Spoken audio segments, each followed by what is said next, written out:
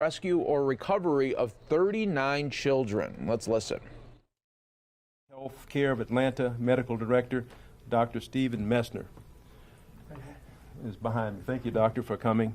Let me say a few words, and then Attorney General Carr will say a few words, and then the GBI Assistant Director, John Melvin, will speak, and then after him, Dr. Messner with the Children's Health Care of Atlanta will say a few words as well. So why are we here? We're here because we conducted an operation. As I said, in this geography, we recovered 26 missing and endangered children, and we safely located an additional 13, and we arrested 9 criminals that are involved or were involved with these missing children. In the process, we cleared 26 arrest warrants.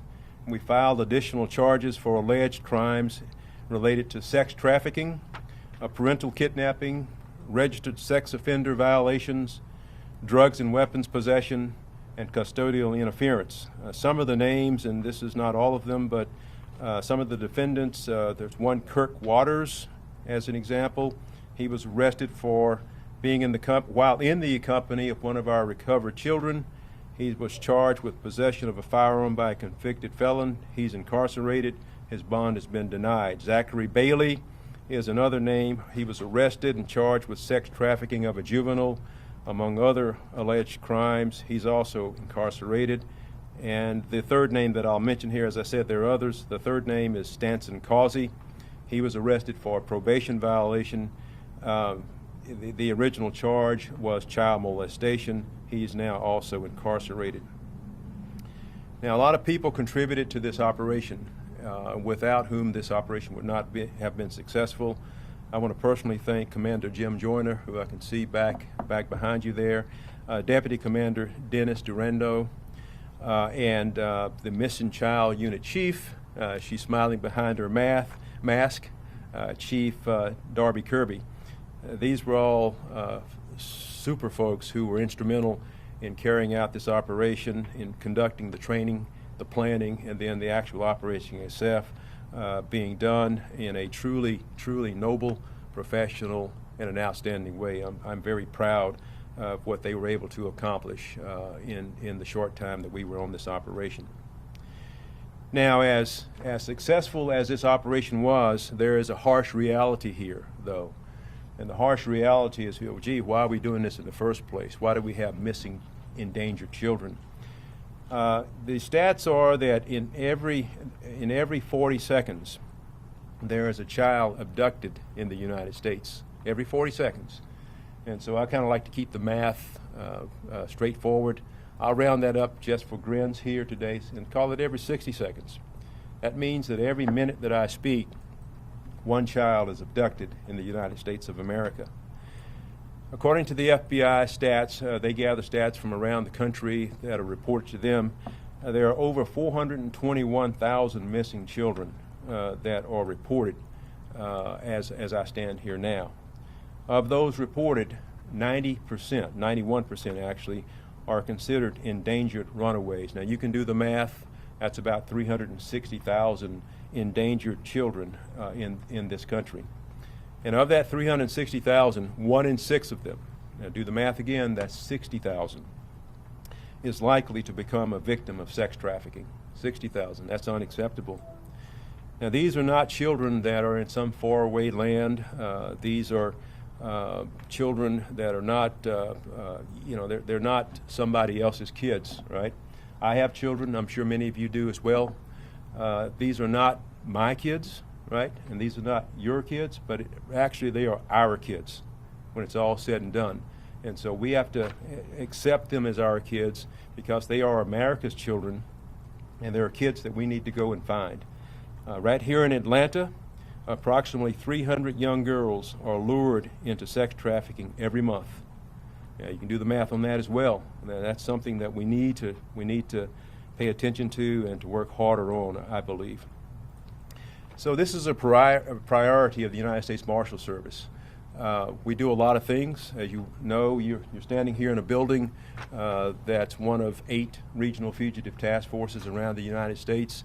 We are responsible for bringing to justice about 100,000 fugitives every year, 100,000, in buildings and with people that are engaged in the many deaths that you have your cameras sitting around as I talk here. Okay. But I'll tell you, we're very proud of bringing in fugitives, no doubt about it. But this operation of going and rescuing children, in my view, is far more important.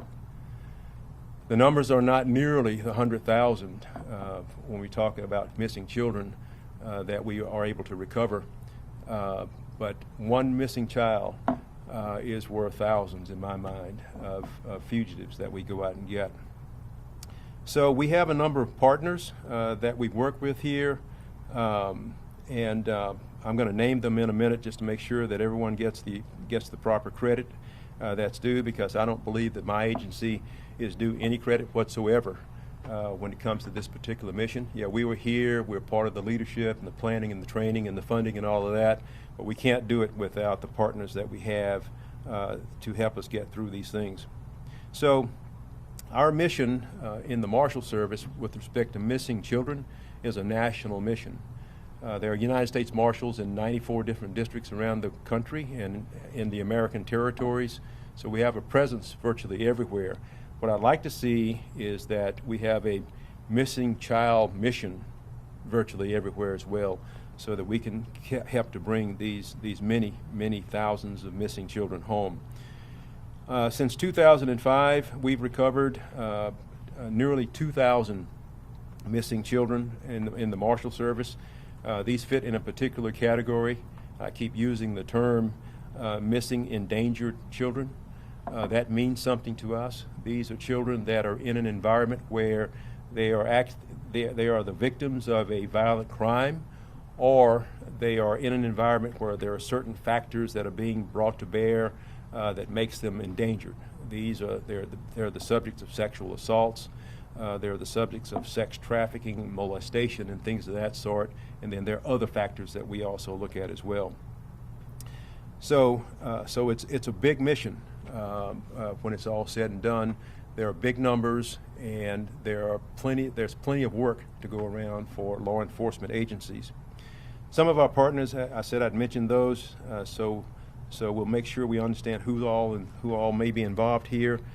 First, the National Center for Missing and Exploited Children, which has its offices in Arlington, Virginia, but they work cases all over the country and in many cases all over the world. With their partnership with the FBI and with the United States Marshal Service, we're able to do some really good things with them. Here in Atlanta, we've had the State of Georgia Attorney General's Office, the Georgia Bureau of Investigation's Missing Child Recovery Unit, the Georgia Department of Families and Children Services, as I said, the FBI, and its Metro Atlanta Child Exploitation Task Force, and a number of local law enforcement agencies from Atlanta and Macon, Georgia. Now, the 26 kids who were rescued during Operation Not Forgotten, these rescues were a direct result of the collaboration among many agencies, particularly the ones I mentioned.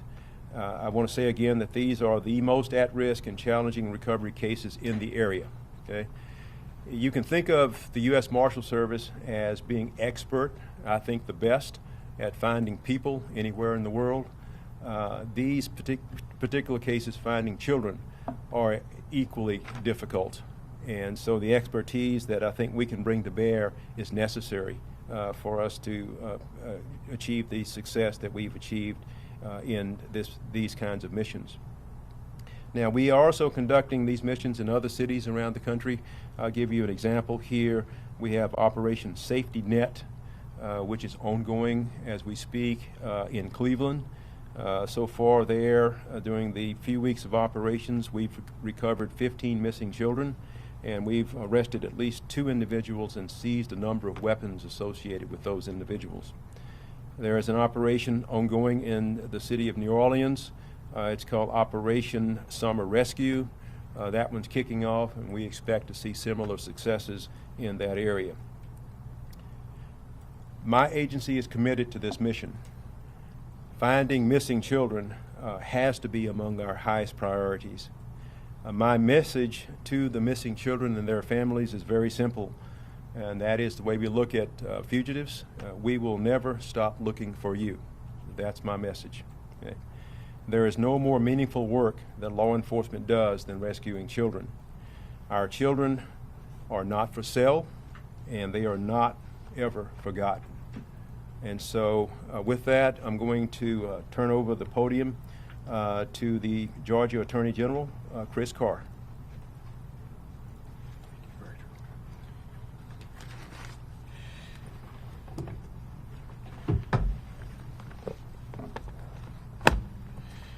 Director Washington, thank you so much for being here. Your presence means a great deal, and we are so grateful for you taking the time to be in Atlanta today with us and for the partnership in this particular operation. And I want to thank everybody that's been a part of this. So many different agencies, so many different folks working together, and it truly makes a difference. I do want to say a special thanks to the head of our prosecutions division, John Fowler, and to the head of our human trafficking unit, Hannah Palmquist, and their entire team.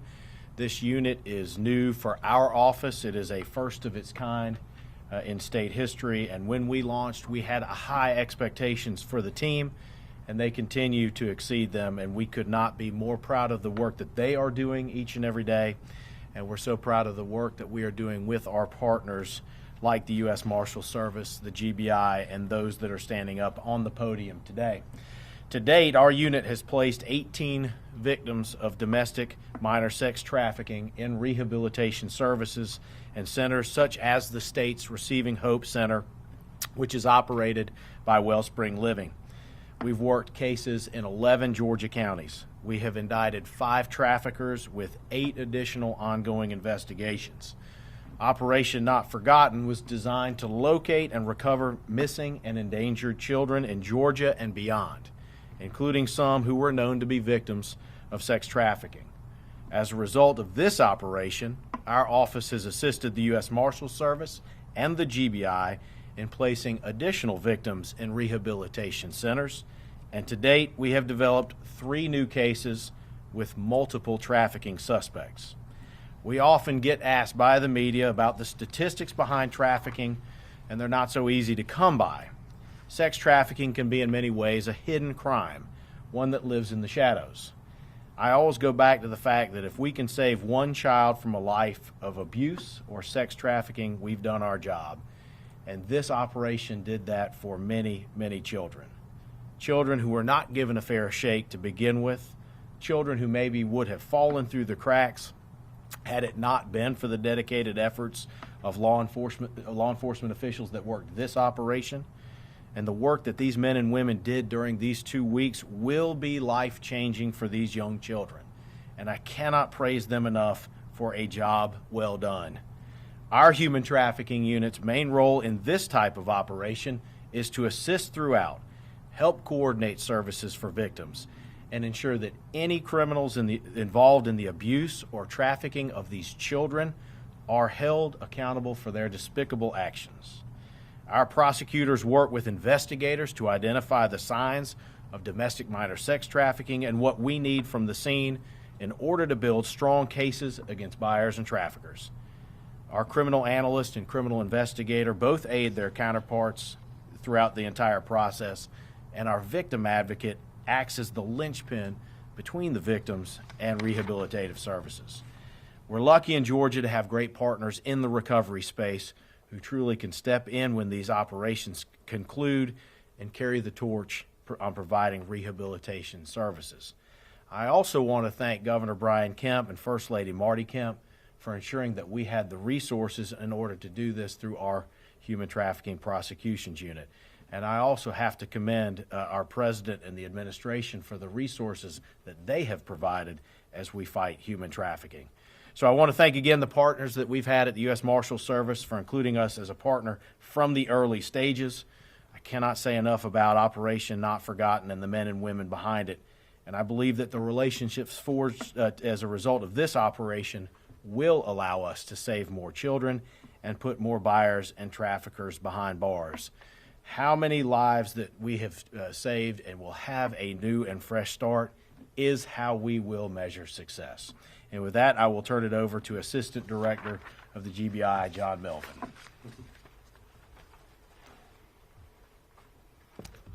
Evil exists, and to address it requires leadership that will identify it, call it out, and deploy the necessary resources to end the problem and clean up the mess. To address it requires agents and foot soldiers and prosecutors that are willing to take the fight to the enemy. That is why I'm so thankful for the leadership of the Trump administration on the federal level, as well as Director Washington, Attorney B.J. Pack, and our brethren at the FBI. And on the state level, I'm very thankful for the leadership of Governor Kemp, Director Reynolds, as well as Attorney General Chris Carr. Evil exists, and it requires the coordinated partnerships to maximize our impact against it. So I want to thank every agent, every marshal, every member of the Bureau, the FBI, and every local agent that participated in fighting this evil. And whether you're behind a keyboard or you're on the street for a takedown, I want you to know that you made a difference. I want to say thank you to our leadership also for recognizing the need for a holistic approach as we fight evil. For not only did we take them down, but we're also partnering with Wellspring as well as CHOA to clean up the mess. CHOA and Wellspring are really providing a ministry to the harmed souls that this evil has caused. I'm grateful for our leadership and our agents, the members of the GBI like Debbie Garner, and our SEAC unit who helped track them down. I'm thankful for the U.S. Marshal's Office and Marshal Yeager who allowed us to participate in this effort. I want y'all to continue to pray for Hannah Palmquist, who's the head of the Human Trafficking Unit at the AG's office, as well as John Fowler, because we're only halfway to the gold line. We need to hold these perpetrators accountable, and we need to make sure that they are incarcerated so that they will never again perpetrate their evil against the children of the state of Georgia. Thank you. I want to say thank you again to Dr. Mesner and to those that are engaging in the ministry to help our children get better. May God bless you all.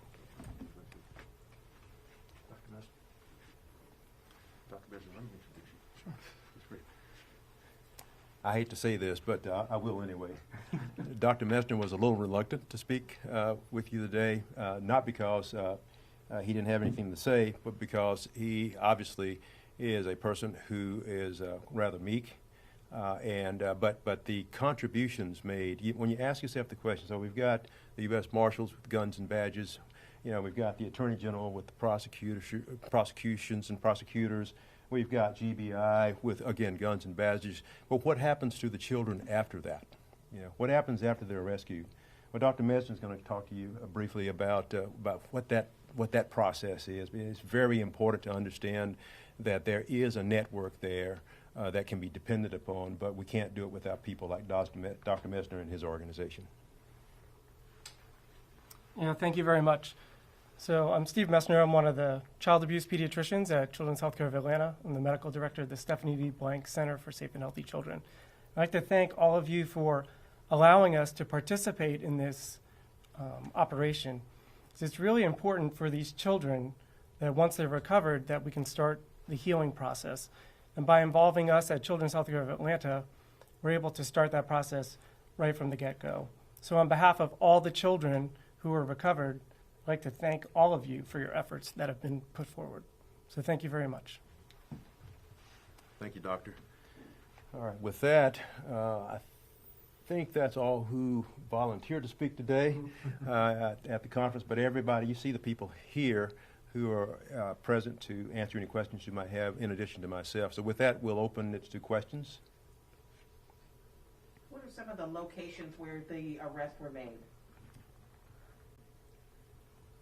Anybody help with that? Specific locations? In Atlanta. Just a second. I got the experts over here who know all the details. Come on up. Josue Rivera, ma'am, with the U.S. Marshal Service. We had locations all over the state. As far as Atlanta, you're looking at the surrounding counties: Gwinnett, Fulton, Clayton. As far north as Forsyth County. I'd have, it's probably about 20 counties total in the state of Georgia. So I'd have to Can you give us an address? say again. The address of the property No. What do you mean address? where you picked up these? There's 39 recoveries. I mean, I'd have to go back and look through there, but Yeah, if that's really important to you, we can give you what we can give you. Just a few locations, just for video Right. purposes, even if it's streets. Yes, we'll provide that to you. Thank you. Yeah. Most of these locations is like hotels, motels, or were subdivision homes? various locations. There were some motels where some children were being trafficked. Some were residences, apartment complexes. They ran from motels to apartment complexes. Yeah, there's no particular formula for this. It's just like where you might live. It's all said and done. Thank you. Yeah, yes, sir. Don't go too far. And let me just add before you, the next question. The way these things normally happen is the task force will meet with the various parties involved and discuss the possible names, because there are organizations who know the names of the people that we need to go look for. These, as things go, it becomes a typical investigation where people do what some people call gumshoe work. They will take data and start looking as to where people might be, and then get out and actually go find the folks that are involved. Yes, ma'am. Of the 39, you've got 13 who you just had the safe location of. So what happens with them? What kind of does that safe location mean, and what does their kind of future look like? What's that situation? Yeah, as I understand it, and again, we've got experts here, as I understand it, that particular 13, these were children that law enforcement felt that they sort of needed a health and welfare check, if you will, because we were just not certain as to what their current conditions were. So someone was sent to find them, so we had to use our expertise to actually locate them first, and then go verify as to whether or not they were actually endangered. And if they were, then they would be removed from those environments and taken into the system that we have discussed today. If they were not, then they continue to live where they are. Of these children, do you know how many were victims of sex trafficking? 15 of 15 50. of the 39? Of the 9 arrests, how many were in Macon and how many were in Metro Atlanta area? We can get that for you. We'll And get then that. are you expecting to make any more arrests through this operation? Yeah, this operation has concluded, but that doesn't mean that we won't continue to work with the agencies here. And, you know, as names pop up, we will go and work and find those folks. What has happened as a result, I think, this is probably a very accurate statement, is as a result of working together, we are now very, very comfortable working together as a task force. So the people who actually worked inside, who actually do the work like you saw a moment ago, those are the folks who have established relationships with others inside the other agencies that are involved. So phone calls will be made. So when a critically missing child is identified, there'll be people working to go find that child. So that's one of the big benefits of things like this, is we get to know each other better. I know that in this particular case there was some reluctance by at least one agency in working with the United States Marshal Service because of all the stuff that you hear, which I consider to be false, but that you hear around, that's happening around the country. But after working with this agency, it becomes very clear that we're easy to work with, we're dedicated to do these kinds of things, we want to do these kinds of things, and we're here to serve. Does anyone who has past experience with this notice any kind of difference that the pandemic played on this? Was having more people at home make it easier, harder, just kind of like with traffic flow? Was there any kind of difference on what this mission was like in a pandemic versus past Yeah, ones? well, I'll give you the 60,000-foot view, and then if anybody has any specific view about that, feel free to add. The 60,000-foot view is yes, there is a difference. The pandemic has slowed the pace of a number of things. For example, this particular operation actually was supposed to kick off in January of this year. I believe that I got that right. And then we tried some things up to March, And then in March, we had to shut down, sort of reassess how to do things. The United States Marshal Service is famous, in my view, for finding a way forward.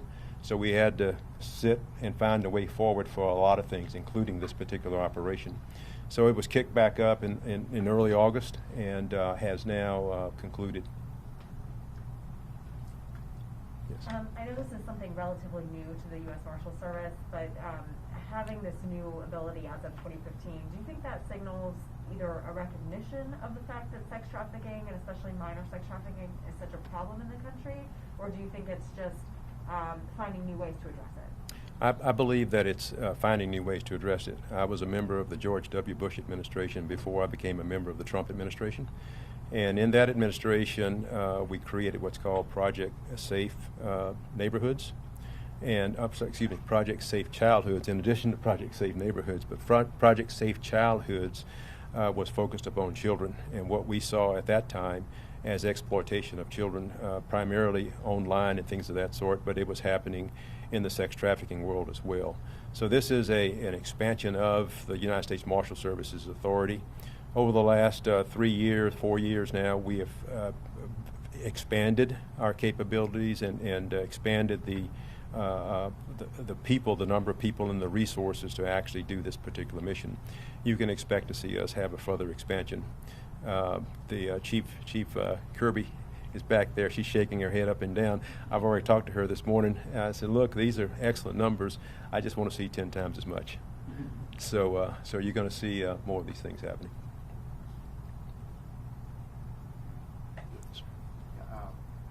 So we all appreciate what you guys are doing. I think you guys are doing a great job. I would just like to know when you help the younger kids and some of the kids that are going towards adulthood, is there any additional resources so they don't fall back into the cracks of being exploited, like maybe education, maybe housing as they kind of reach of age? Yeah. Any of the experts want to address that? Chris Carr, I will say that's where the partnerships come in, like with a Wellspring Living and others. And it's Wellspring just happened to be the States Recovery Center, but the wraparound services that are needed for children or for the victims can be extensive. There's an evaluation that is done. I'd encourage you actually to reach out to Wellspring to learn about the specific details. But absolutely, each person is different. There may be physical needs, there may be mental health needs, there may be educational needs, but the rehabilitation side is critically important for exactly what you just said, so you don't fall back and you get the services that you need in order to continue to move forward. And there's some great organizations that are doing it. Wellspring is one, and I'd encourage you to look into the specifics of each one of those organizations. Will list of some of those be provided? Yeah, we can get that for you. For this specific operation, is there an age range for the children who were rescued? What was the age range? 3 to 18. Yeah, 3 to 18. 17, 18. Yes, usually 17 is the upper limit for that. And as you might guess, the older the children are, the wider the range of reactions to being rescued become. Okay, not every endangered child actually wants to be rescued, but we're the adults in the room, as they say, and so we need to exercise our responsibilities as adults and go and take those children as old as they are in terms of being a child, up to 17, take them from that environment and put them into a safer environment. The range of responses that children give to being rescued range from, as I was told this morning, an interesting story, which I won't repeat here, but it's really quite simple, is a child gets rescued, and if that child has been the victim of sexual abuse, sexual molestation, and trafficking, then many times that child will be reluctant to talk to the rescuers. They get into an environment where then they finally feel safe, and there may be a dozen people around them, and then they just begin to cry. And then they typically will begin to thank those who have rescued them for taking the time and for never forgetting them, and hence the operation name, Operation Not Forgotten. There are others that are more difficult, who don't necessarily want to be rescued but have to be. And so the services that this gentleman mentioned over here a minute ago become vitally important to adjusting that mindset and to having them recognize the danger that they were in, and the value of their lives as human beings really starts very early, but they're not maximizing that value if they stay in an environment where they are actually being, pimped, if you will, and stuff like that. That's just terrible. But every so often, we will see people who don't want to come out of those environments, but who have to be brought out of those environments. These sex trafficking victims, are they linked to any criminal organizations? Is it widespread, or do you think it's relatively isolated as far as the number of children? No, it's sex trafficking is a significant crime in the United States. I'll bet you the Bureau would tell you that it's something that they are struggling with, and that they're putting a major effort into it.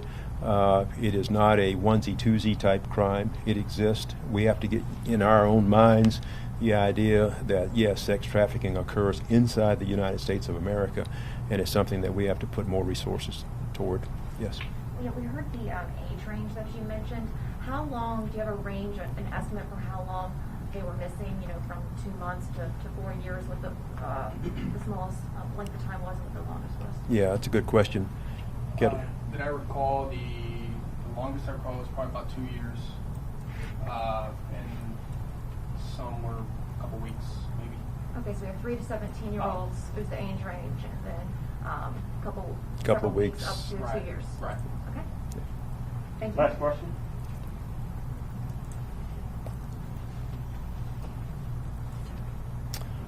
All right. Well, thank you very much. This is a worthwhile exercise, and thank you for coming. Take care of yourselves.